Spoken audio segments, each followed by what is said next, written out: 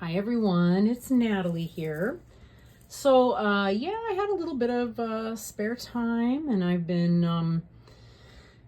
I do. I have a little more spare time at this exact moment than I've had in a couple of weeks, which is nice. Been cleaning out the godmother's old condo, so that's been a lot. And writing some stuff for a former student that I sort of mentor, although she's not that much younger than I am at this stage in our lives. So I'm hardly mentoring. I'm more being a good colleague, I think, at this stage.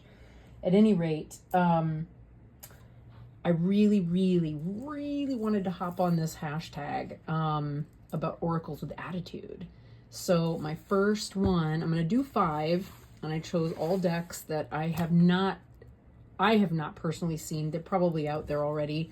I've watched several of these now and enjoyed them thoroughly. I don't think this will be a surprise to anyone. It is the Tantric Dakini Oracle, or if you got the old version, the Secret Dakini Oracle. And if you want to know how much attitude it has, check out Mean and Heavy. Which is the first card. Yeah, the whole deck is like that.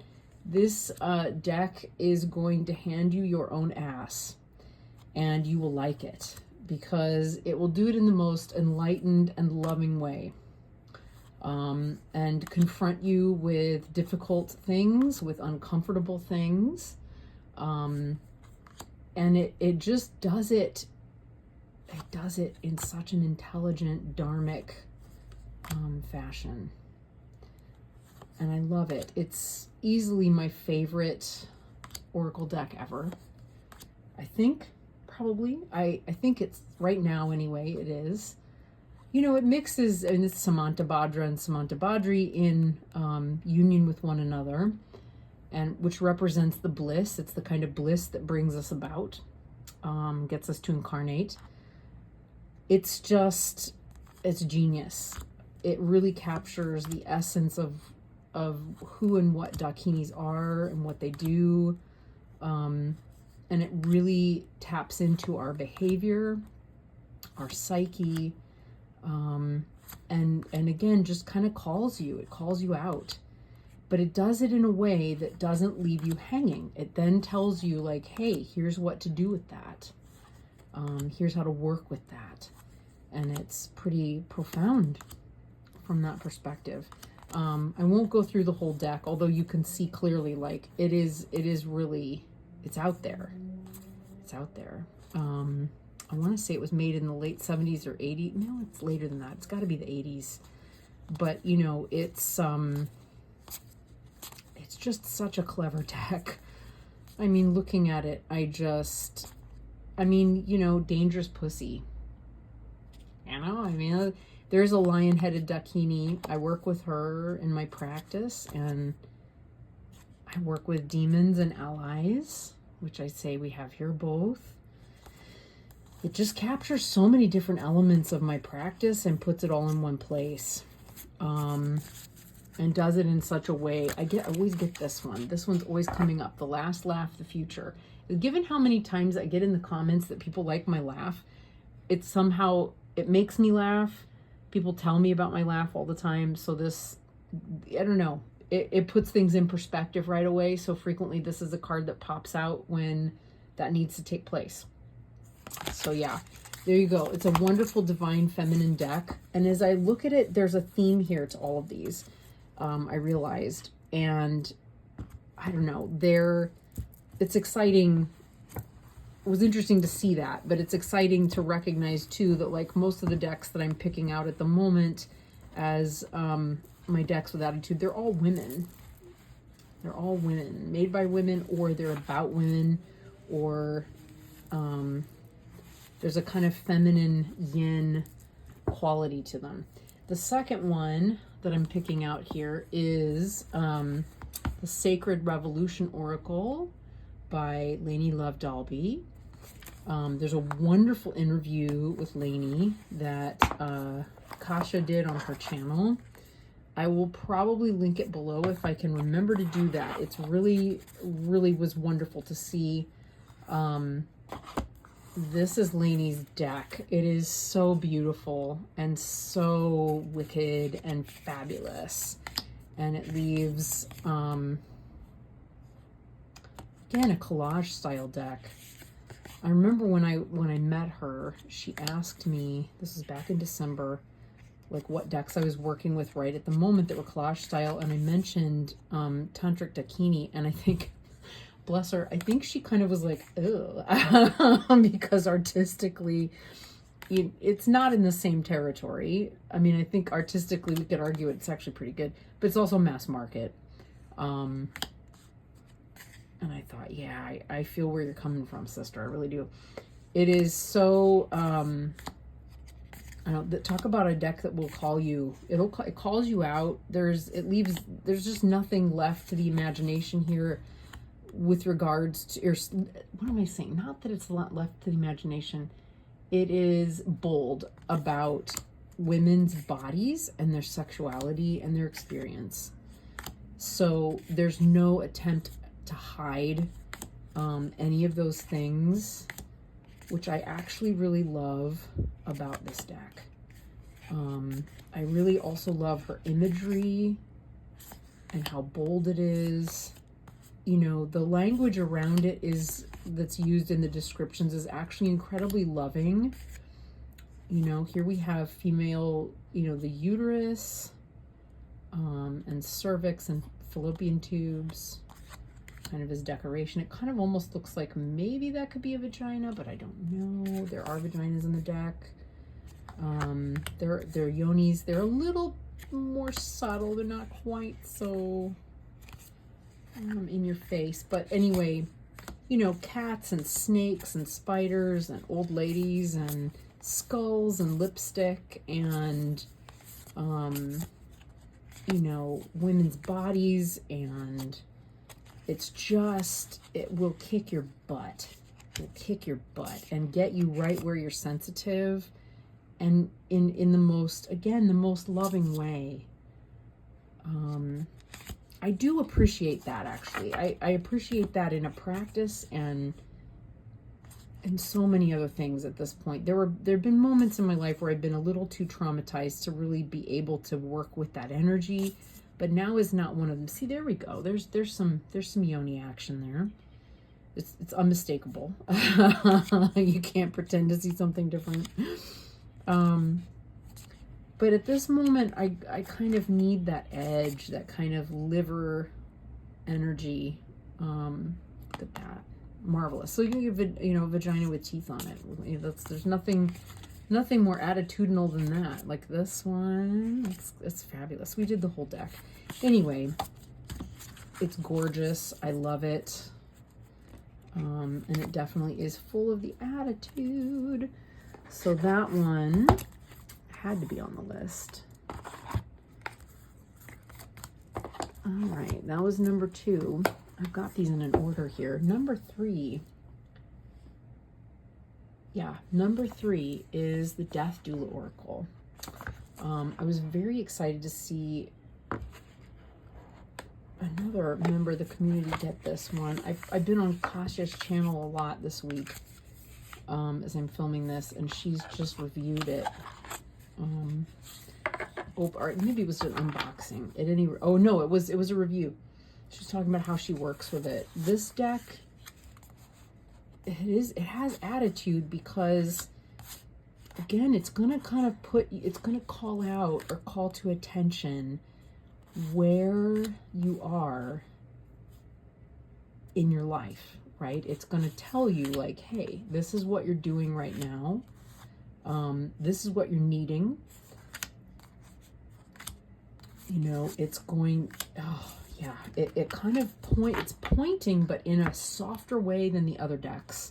Also created by a man, as I recall. I'm trying to remember his name.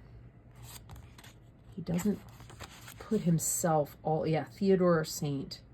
He doesn't put himself all over his work the way that some artists do. Like Lainie's pretty self-promoting in her work. He's not quite in that space yet, or it's just not how he expresses himself.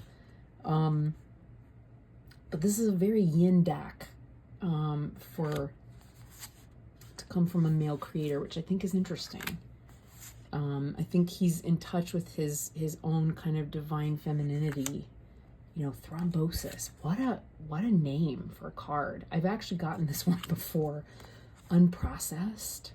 That kind of looks a lot like the condo I just cleaned out in some areas, you know. Yeah, beauty and death. I took it to the death dinner. Was it dinner? What is it? Dinner with death? What did we call it? It was part of our death festival that we have in St. Louis. I was on their planning committee last year, among all of the other things. And I brought this one to dinner thinking, well, if we need to, we can pull it out and draw some cards and have a dialogue. But we didn't need to. It was death over dinner. That's what we call it, death over dinner. It was incredible. I had a table full of women who really could have, you know, any of the decks I've got right here would have been perfect for that table of women. They were so bold. One was an artist. One was a sex therapist. And the other one was a death doula and librarian who, I mean, it just was, they were all incredible. They were incredible. And really able to talk about and hold space for their own grief, their own process of kind of alchemical transformation. Yeah, I mean, the photography is beautiful. It is so stunning. And it is not shy about pointing to things that are hard. And so I would say of all of the decks that I'm pulling out today, this is the gentlest in terms of attitude, but it's also, it's going to tenderly point to the pain that you're holding and call it out, tell you what it is, and then it offers you a way to work through that. So each card has a ritual. How funny, right? That will tell you where to go, how to work. So many of these are just etched into my brain at this point from working with this deck. I love it so much. It's one of the ones I don't think I'll ever part with it. I don't know. I love it so much. And I really work hard to keep it pristine, which is not as hard as I would have thought, given that this is white. That really freaked me out initially, and it has not been an issue. So that's number 3. Number 4 is the Red Seeds Oracle 1 and 2. I've combined them into a giant mega deck. I made it its own bag. Which was a delightful process. I'm not a big fan of bags. I like wraps better. So I tend to use more wraps than bags. It is huge because it's 2 different decks combined. The image is on one side and then the meaning of the card is on the other. And I never used to be a big fan of this style of deck. I've actually really kind of shifted on that level. I actually love this in an Oracle deck more than I would have ever expected. But you know, this deck dives so deeply into female experience. They're all naked. It all exposes the body, but it's not, the women are not hypersexualized. Like, you know, we've got a fetus or a baby in there. And I really love, now I can't remember the name of the artist. Shoot. But she doesn't, I don't know. I really love the way she does her nudes. It's a wonderful deck. I don't use this nearly enough. Maybe I need to pull it back out. I was thinking that actually about, so the first 3 are always on my deck, or on my deck, always on my desk. The last two, not as much. And they're older decks that I've had for a while. I've probably had this one since 2019, or both these two. I ordered them together. The artist is British, and it was just cheaper to get both of them together and have them sent together. I'm glad I did it when I'm glad it when I did, because, you know, like, I am worn down. Boy, I feel that one right now. So let's look at that. Boy, she does look worn down. Sorry, I keep holding it up too high. I'm worn down. We get Calliope. Yeah, and we get the poem by Sappho. So upon a cushion soft my limbs I place. Calliope, queen of the tuneful throng, descend and be the muse of melic song. So it's a poem for someone who is juggling her life. Wow. Oh my God. This is a poem for someone who is juggling her life. Be still sometimes. Be still sometimes. It needs repeating over and over to catch her attention over and over, as someone who is juggling her life finds it difficult to hear. Be still sometimes. Be still sometimes. Let it all fall sometimes. Poet is Rose Cook. The challenge is to stop. The gift is quietude. I'm keeping this out and putting it on my desk. This is the first weekend in a few weeks I've been able to stop. And I actually did a retreat earlier today that was about loving kindness. So I'm able to stop a little bit. So some of the quotes on the backs are by Rumi, translated by Coleman Barks, who I really love. But each one, like Lilith, there we go, I am strong. Each one is a goddess. And, you know, it will tell you what the challenge in the gift is. You get a beautiful quote with each one of them. It has attitude because it points to the things that are difficult, right? It points to the things that are hard, that we all face as women. And to all, you know, it's the good, the bad, the ugly, and everything in between. Okay. And it points it out, it names it, it validates what your experience is. And then it says, you know, here's what the challenge is and here's what the gift of it is. So see both sides. And I love it because you are never left sort of hanging. It's beautiful. So, it was a card that got bent at some point when I was shuffling. I love this deck. Love it. So that's that one. And I'll put the rest of these away and leave the I Am Worn Down one sitting out where I can see it. And my final deck for Oracles with Attitude, I have 2 copies of, and I'm surprised again that I haven't seen this one popping up. This is the old copy. It is the Oracle of Initiation. So I have the original old copy, and I have, I don't actually work with this one. And I haven't worked with this deck at all in general for a very long time, but this is the newer version. I can't remember when she put this one out. It's been a little while. I do love it. It's such a beautiful deck. And Melissae is, there she is. She's such an amazing human being. Such an inspiration. Okay, 2021. Yeah. I did a class with her in 2019, not long before the pandemic started, and it was wonderful. Yeah. So this is a deck. Oh, I think pretty much all of her decks at this point. They're wonderful. Some of them end up being ones that I just carry with me all the time. This is cool because it's in order. You can see some of the cards are a little different too. She changed them with this one.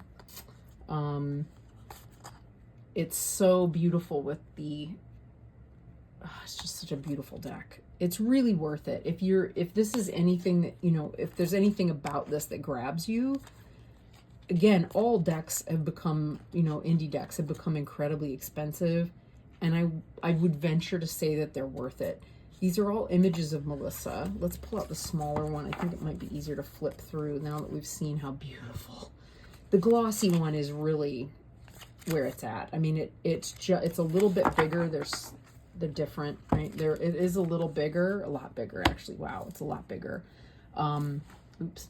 And it is, I just don't use it because I'm like, oh, but it's the really beautiful one, and that's kind of dumb. Yeah, it's a bigger deck, and it is than the small one. I edged this one. And yeah, the gates are different. So the gates used to, yeah, there we go. Gateway of Innocence or Potential, they're different. I prefer the second one, even though the meanings are the same. But it's better in this one. In the oops. Where am I going? What am I doing? I'm throwing everything all over the place. I'm so excited. I really need this deck right now. Obviously, I pulled decks that I needed. I needed the attitude. Let's put this one away for the moment. Yeah, it is. They're all images of Melissae. And it's part of the way that she worked through the grief around the death of her husband. And just recognizing that she needed different things in her life. And the book, it will kick your ass. You know, it is so deep. It goes so deep. How deep do you want to go? Because if you want to dive to the depths, this deck will take you. It does coordinate beautifully with tarot. It mixes beautifully with any of her other decks. I actually, looking at this, recognize it would probably talk beautifully as well with Tantric Dakini, with Death Doula. I'll bet it would talk beautifully with Lainie, rather. I have another friend named Lacey. It would talk beautifully with Lainie's deck. Yeah, I think it would probably also talk to this one. All of these are decks that would talk to each other, frankly. They're all sort of an ilk. This one, I would say, probably wins the prize for depth. If you're also a pagan practitioner, you know, the Tantric Dakini Oracle it's fine if you're a pagan practitioner. If you're a Buddhist practitioner, it's especially delightful because it speaks to that. This one, if you're a pagan practitioner, this one is going to be your cup of tea for sure. Because she associates most of these cards with a particular pagan god or goddess in ways that are really deep. Again, like how deep do you want to go? Because it'll dive with you. I used to read this one together with the Marielle Tarot at a difficult moment, and it was I've been through a dark, how long is it? We're coming up on 7 years, so it should shift. I'm hoping it'll shift. But this has been a really good friend through all of that. Yeah, it's her own photography, so it's a photographic deck. But again, it's stunning, and it's just very deep. The images are very haunting. Some of them are glorious to look at. Some are a little bit harder to look at than others. My cat is poking my shoulder because he wants me to pet him. I think he's like, where are my pets? So this one has some different images in it. Like that's a different one. It's a gateway one. And the shine on them, the gloss, actually adds more depth to the images. So when looking at it, like if you're going to kind of scry and sit with an image, the images in this one are going to be a little bit more likely to yeah. I don't have the guidebook pulled out. I think it's in the other room. It's a big, thick, beefy guidebook. Again, how deep do you want to go? Because it'll dive there with you. So I'm just throwing it out there. Wow, I need to pull out all my feminine decks because I think I'm feeling like that's a kind of a next thing. I'm feeling that. Yeah, this is going to get interesting. All right, folks, there we go. So those are my picks. These are my picks. There is no guidebook in this version of the deck because, again, it has its own guidebook, and it's a full-size book. It's almost a novel. Yeah, we've got Oracle of Initiation, Red Seeds, Death Doula, Sacred Revolution, and it's kind of, you know, you can't remember, but Tantric Dakini. So, yeah. Thank you again. Wow. Cosmic Creeper, Tegan, thank you so much for this tag. It is a complete hoot. I loved it so much. There were some of the decks that she had in her video that I would have used as well. I'm so glad that I watched a couple of them before pulling this out, because it made me kind of rethink, like, well, which ones would I actually bring out? What do I have? I actually realize I have more in my collection that's got attitude than not. Yeah, and I think it was Cody from Tarot Readings from a Bitch who said, you know, it's like exciting to find decks that have so much attitude if you're looking at oracles, because in the 90s everything was love and light and it was so toxic. So to get decks that are meatier and beefier and have so much more attitude, really exciting. All right, friends, until next time, see you soon. Bye.